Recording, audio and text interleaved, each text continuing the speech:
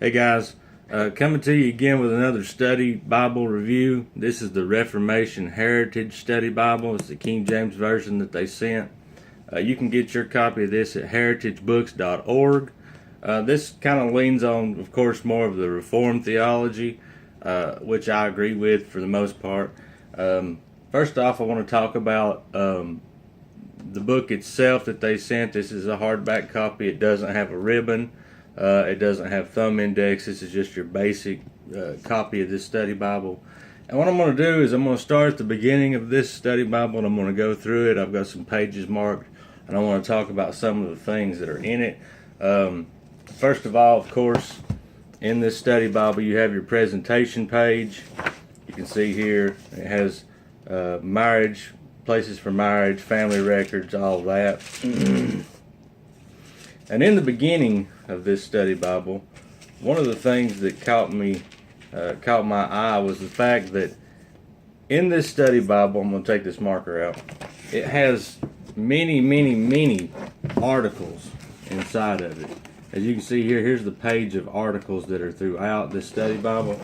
And I want to read off just a few. There's some top headings, and it talks about the doctrine of God, the doctrine of creation, the doctrine of sin, the doctrine of Christ, the doctrine of salvation, the doctrine of the church, the doctrine of last things. These are all important doctrines that every Christian should know. And as we go through this study Bible a little bit, you'll see some of these articles that they have in here.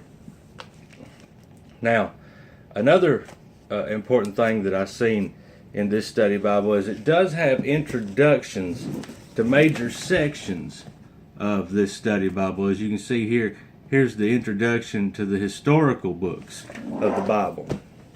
And there was also sections for the poetical sections of the Bible, for the New Testament, for the epistles. And I think that's great that they include these, even one for the time in between the Testament, which was 400 years, the Old and the New Testament. It's important for people to know and to read and to study those things. That way you have a better grasp of what the Bible actually tells. Here's the one that I had marked. Here it is. What happened between the Testaments? There was 400 years of silence that God didn't speak.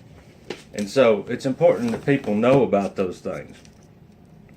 Great little study Bible. Here's one of those articles that I was telling you about, talking about the Trinity. This is when Jesus is baptized in the book of Matthew chapter 3. And another thing too is, of course, let's talk about the text over here. And this is the King James text. It's double column format. Down here at the bottom, of course, you have your study notes. This doesn't have references. This is not a reference Bible, but it does have your topical themes down here. Some of them I've seen was for faith and family, different things like that. Great little tools to use. As we go on back here in the back, I noticed that it did have several good study helps. The first one here is how to be a Christian. Lots of information in the back of this. It talks about coming to Christ since the fall of man, assured and persevering, growing in sanctification, why and how we pray, on and on and on. It just keeps going. Enduring afflictions, family worship, fighting back against backsliding, honoring your parents. And so these are all important topics that Christians need to know about in this little study Bible.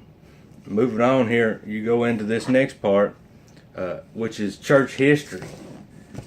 This covers 20 centuries of church history. Coming from the very beginning on the first page here is the first century, apostolic foundations.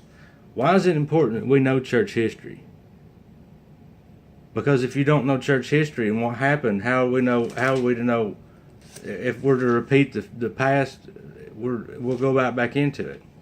So here's the second century, the third century, fourth century, fifth century, on and on and on. It talks about struggle for power in the church, on the Crusades, the Renaissance, church history, reforming the church in England, on and on and on. Great tool. Here's the next one. Confessions and Creeds. You have the Apostles' Creed, the Canons of Dort, a couple from Westminster Confession, the shorter, the longer, just different things. Gives you these creeds down in here, word for word. Great tool. Great little study Bible. Of course, in the back it has your Read the Bible in a Year. You can go through that. A very large concordance. All in all, I think this little study Bible right here is a great little tool, especially if you're in the Reformed theology, Calvinistic, whatever. Probably worth your time to get you a copy of this, just because of the simple fact of the church history and the creeds that are in the back. You can't go wrong with having those in your study. And like I said before, you can get your copy of this at Reformed Books, heritagebooks.org. Heritagebooks.org. Go out and get your copy today.